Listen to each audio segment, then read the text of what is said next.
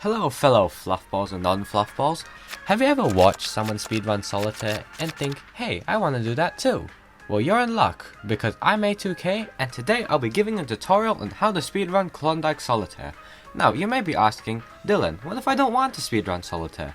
Well, it doesn't mean this video isn't for you. These tips will help you with Solitaire even if you aren't trying to go for an impressive time.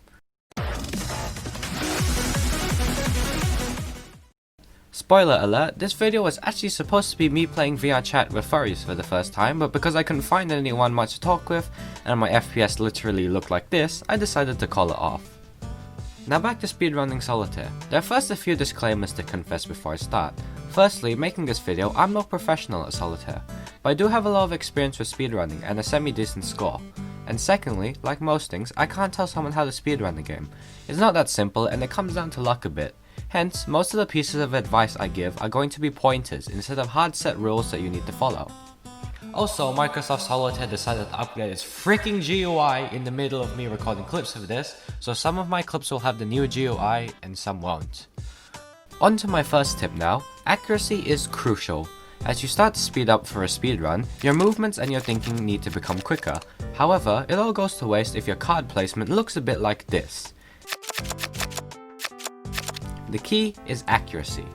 Like I said earlier, it wouldn't help if I just told you to be more accurate, so if you wanted to improve accuracy, I'd recommend practicing to really familiarize with the card positions. It's a bit weird coming from me actually, I hate practicing.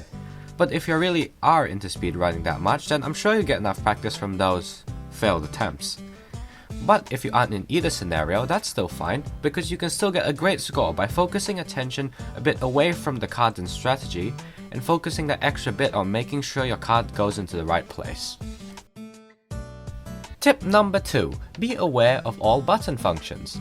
In my opinion, this is by far the most important one. How can you possibly speedrun Solitaire without knowing what all the buttons do? Hey Dylan, didn't you only learn the middle click function like 11 days ago? Shush. Anyways, alongside that being the most important, it's also the easiest to pick up. Simply remember the following. Your left mouse button selects cards and drags them, or auto places them with this turned on. Clicking on the draw pile draws the next card. Your right mouse button instantly moves the target card to the deck, if it's the next card of the suit. Your middle click button works anywhere on the screen, and it moves all possible cards to the deck. It's basically this button, but you can use it at any time. 3. Decide moves before playing the first one. This one's self-explanatory, but it needs a lot of explaining. At the start of a game, the cards are laid out in front of you, but the timer doesn't start until your first move. Use this time to plan ahead, such as planning which moves to make and the order to make them in. Do it well, and your start could look a bit like this. It does come down to luck a bit, but there are a few easy combinations I came up with to start a game. For example, let's say your starting board looks a bit like this. There are a few cards that can be stacked on top of each other. The process is really simple. First, hit the draw pile. It might seem a bit weird, but it does add to speed if you are able to use the card that comes up. Next, execute your meticulously planned order of moves. And finally, hit the middle button of your mouse to send any aces or twos that could have surfaced straight to the deck. And there, a great start. 4. Target card stacks instead of the draw pile. This advice only applies to Draw 1 games at low difficulty, but I assume that's the difficulty you're trying to speedrun on anyways. What I mean when I say target card piles is to prioritize clearing these stacks rather than shoving out cards from the draw pile.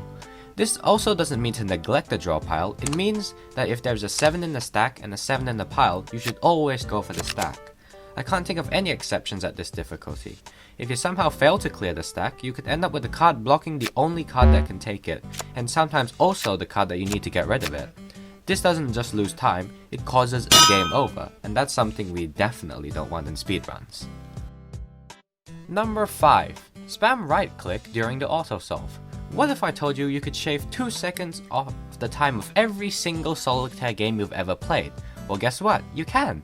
After pressing this button, spam right click as much as you can and flick your cursor between piles.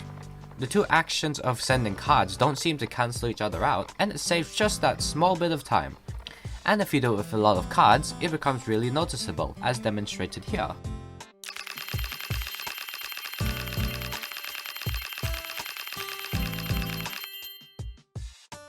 Now, this does save about 2 seconds, and although 2 seconds doesn't seem like much, It's these simple 2 seconds that can make the difference between a sub 1 minute run and this heartbreaking time. And finally, number 6, experiment to find your best style. There are plenty of ways to play solitaire. Well, you don't say. Controller. We have a keyboard.